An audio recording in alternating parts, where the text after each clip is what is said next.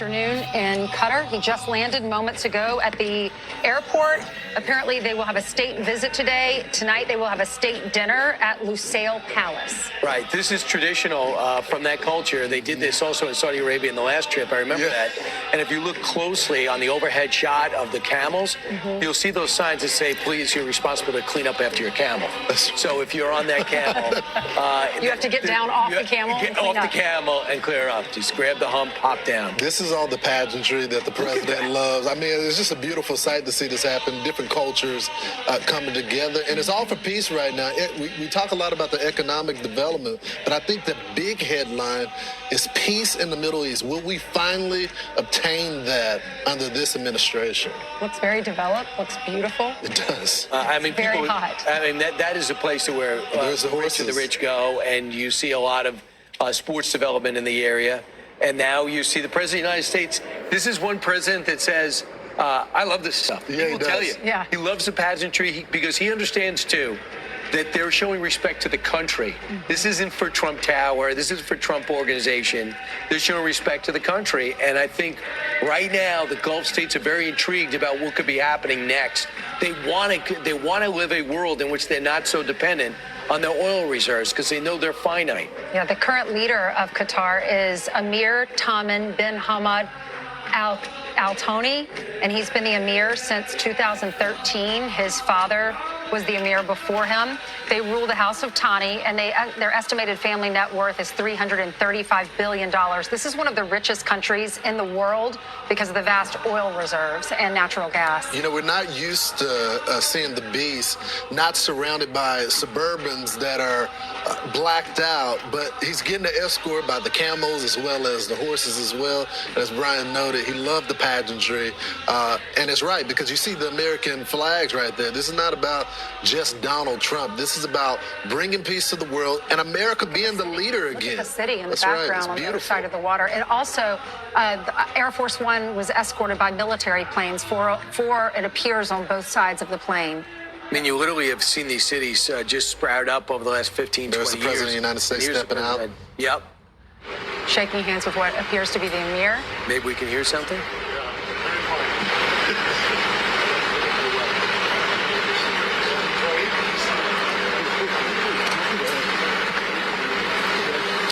Walking inside together for this state visit.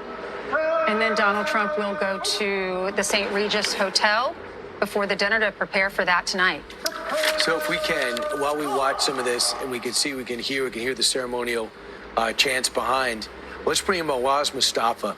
He's the executive director for the Syrian Emergency Task Force, knows the region quite well, spent a lot of time on the ground during all the worst days during the revolutionary times, saw the role the U.S. was playing in that region, and sees the significance of this trip, especially what happened hours ago, and that's the meeting with the acting president of Syria, who was once and was a founder of al-Nusra, a division of al-Qaeda, as we watch the President of the United States. And Mustafa, what's your take? I don't know if you're near a monitor right now.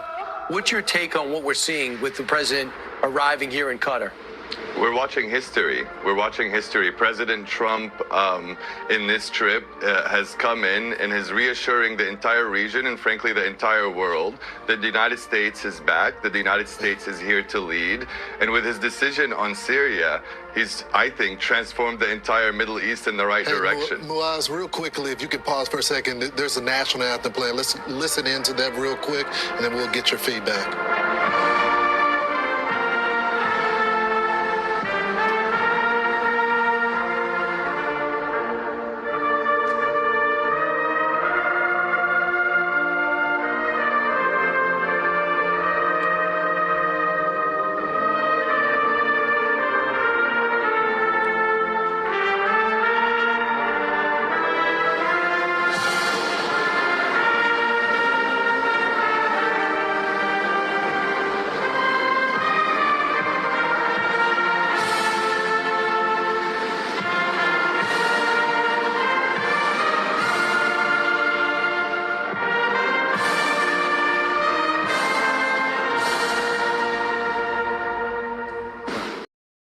The prince rode on the beast to say goodbye to President Trump.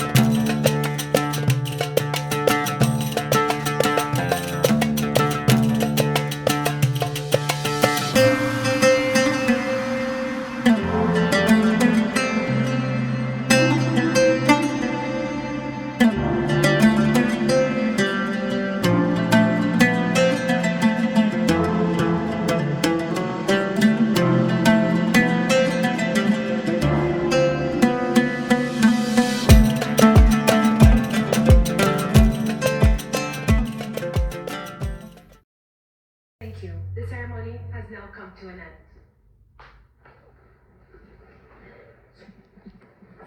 end. That was shorter than yesterday, I would argue. The Boeing deal, about what, $200 billion worth, and also the deal with the... Thank you.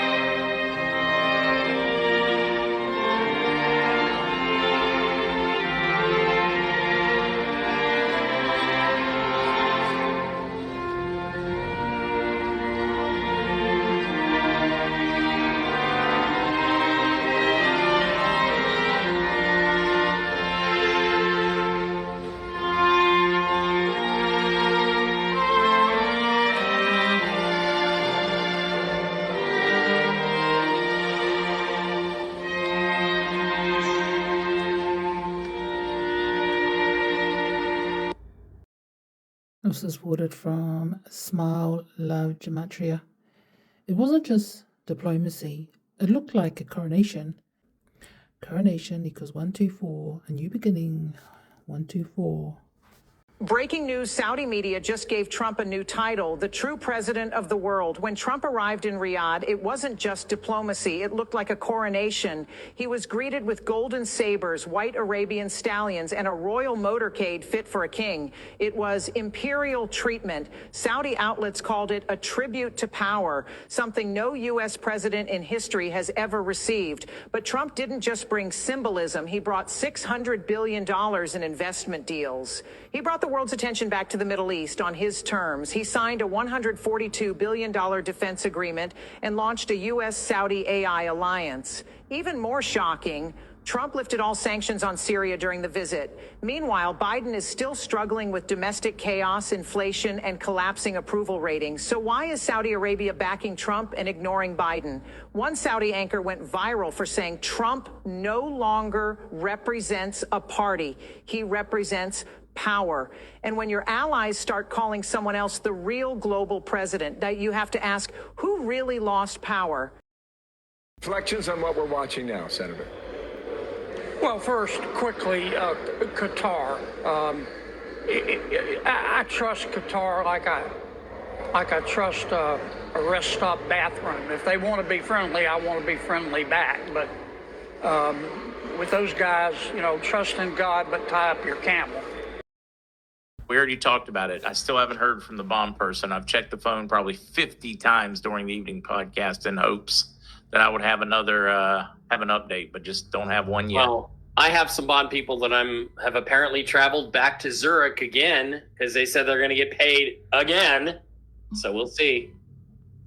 I'm like going around like this. It was October 1st, and it was called the Harvest 91 concert. And Harvest means to cut down, and 91 is POTUS. Cut down POTUS. Because, see, POTUS was in Vegas that day to meet Mohammed bin Salman, the new to-be king of Saudi Arabia. See, his father had Alzheimer's, and he was the king, and that system was bad, and he had to go. And MBS, well, he was going to work with Trump. He's the one that went around to all the corporations afterwards and met with all the business leaders and told them, hey, we're taking all our money out. All that money that we owe them, that they just, made all this money on overpriced oil because we had all kinds of wars, which was never going to hurt them.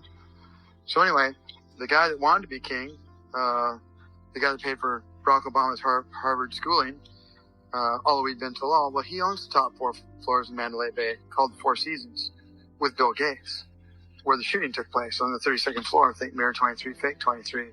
Because they weren't there to shoot the people. They were there to shoot the fuel tank.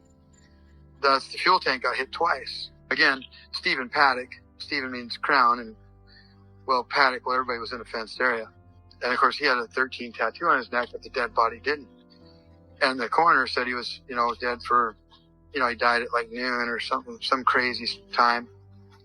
But see, The FBI had to keep it under wraps because it's about national security. So if you put yourself in the middle of the concert, back up a little bit, move all the way over to that open gate over there at about 8:30.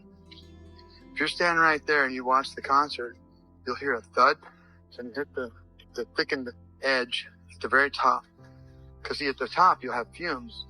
And they were trying to blow up the fuel tank because right between the private landing strip at McLaren and the Excalibur, you know, the sword from Saudi Arabia, the Excalibur, where Mohammed bin Salman was gambling, where we saw him run through the, you know, walk fast through the airport on that night with 6 guys with long rifles, because nobody walks through a casino with long rifles unless you're Mohammed bin Salman. And he was gambling there to beat Trump. And they were trying to blow up that fuel tank, and they hit the extra thickened edge. So he lowered it, and later he heard a second, thud. This is before the shooting. And then all of a sudden, because you're sitting at that gate and it's kind of open, because nobody's standing right in front of the gate, here come all these people running towards the gate before the shooting. Running towards that gate. No kidding. And then all of a sudden, it starts like speakers. It sounded like the speakers were making noises. But if you were really looking close, you could look up in the sky and you could see all those rotor quiet, like SEAL Team 6 helicopters, when they went and got Osama bin Laden, whatever. They're all nice and quiet. And you can see them up in the sky. You can see all these little white flashes. There was a war going on inside Vegas that night. It was like a war zone, honestly.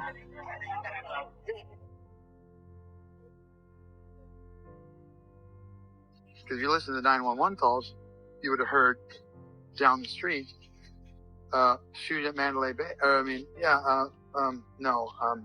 The Venetians, yeah. So there's people down there, under the tables, glass broken, bullets flying. You could hear the 911 tape. If you listened to the 911 tape that night, you could hear shootings all over Vegas because they were trying to get the cops to go everywhere except for where they were needed, because they needed to kill Mohammed bin Salman, the future king of Saudi Arabia, who was there to meet President Trump. Because if you look at the cue boards, you type in LV, Las Vegas, and Air Force One, AF1, you will see POTUS was there on a private plane with a private tail number. Even though they mention it there in the cue boards, they don't really talk about it because the world can't find out that there's a war going on between the devil and God right in front of everybody, right between the good guys and the bad guys. We need your truck. We just need to get people over to the hospital, okay? Okay, go ahead. Put them all in the back. Okay, can you pull over towards the side over there? You know what? This person right here. If everybody finds out the Orange Man, bad Trump's taking down the 1700-year control of the system, Phoenicians and Khazarians, well, they always win, and they can't find that out. So it was kept on the lowdown. Our landmark agreement with China is an important first step towards a fair and comprehensive trade deal for the American people, secured by POTUS deal-making prowess. Strong action is needed on fentanyl, and U.S. Trade Representative Greer and I are meaningful engaged with the Chinese on next steps to stop this dangerous situation. Treasury Secretary Scott Bessent. Fact sheet. President Donald J. Trump secures a historic trade win for the United States.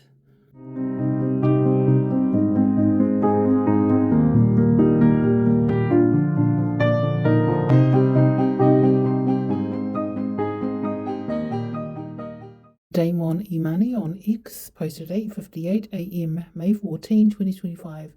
I hope this helps South African refugees. If you're losing your mind over Trump letting 59 South Afrikaners into the U.S. as refugees, people who are fleeing land grab, attacks, and racial discrimination by the South African government, but you had no problem with 10 million plus illegal immigrants who entered the country under Biden's watch, you should probably reflect. I don't know, maybe the problem is that they're white, or that they entered legally, or that they are all families and not military-age men. I don't know. Just reflect. I hope it helps.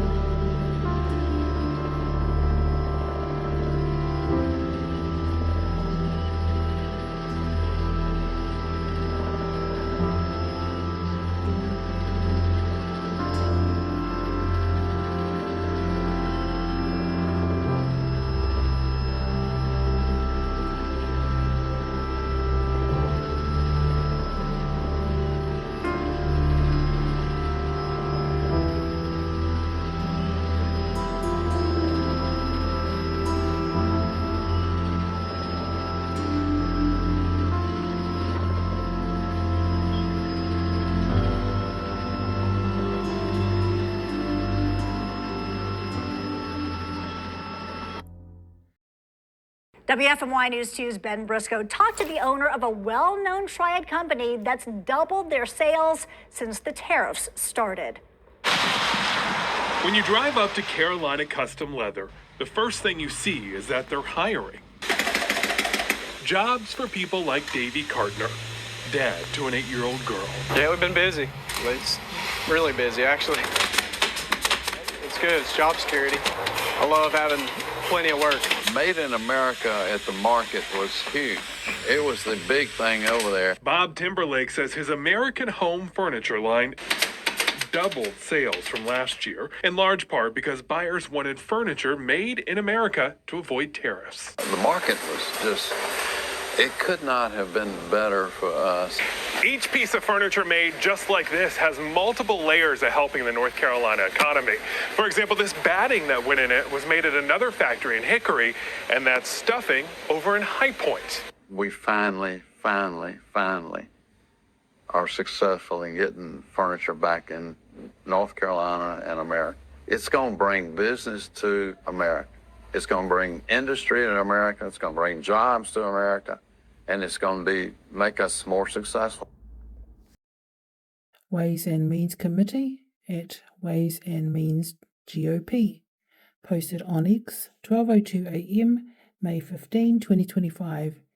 Passed. The House Ways and Means Committee just passed the One Big Beautiful Bill, delivering on President Trump's policy of tax relief for American workers, families, farmers, and small businesses. Passed the One Big Beautiful Bill out of the Ways and Means Committee. Tim Phillips.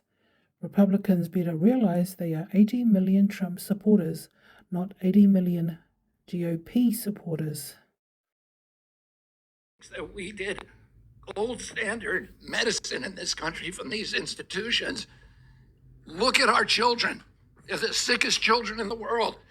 Laura, you say that excuse me, Congressman DeLauro, you say that you've worked for 20 years on getting food dye out.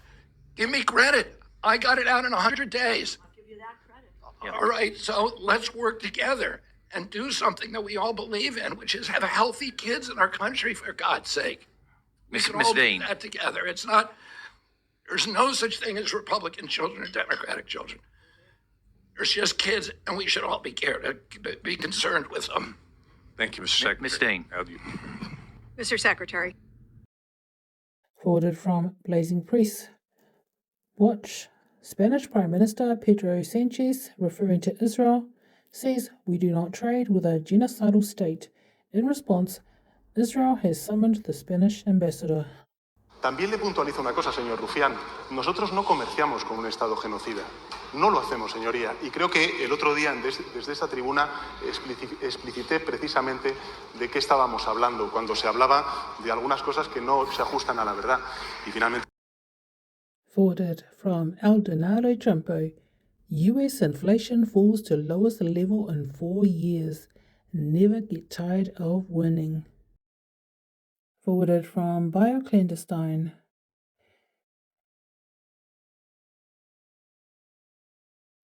Hear me out. What if Trump just negotiated a new deal with Iran without Netanyahu?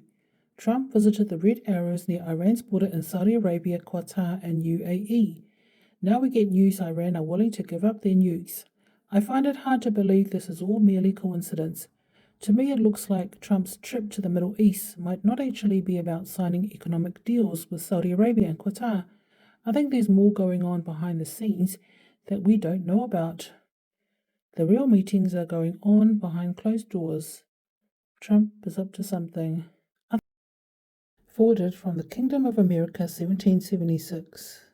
Sold Salman al-Dozari. Posted on X. Syrians are emulating the Crown Prince's reaction to the lifting of sanctions, a gesture now seen as a symbol of celebration. Posted at 3:47 p.m. May 13, 2025. Fletch 17 on X, posted 11:28 a.m. May 13, 2025. Here are the facts.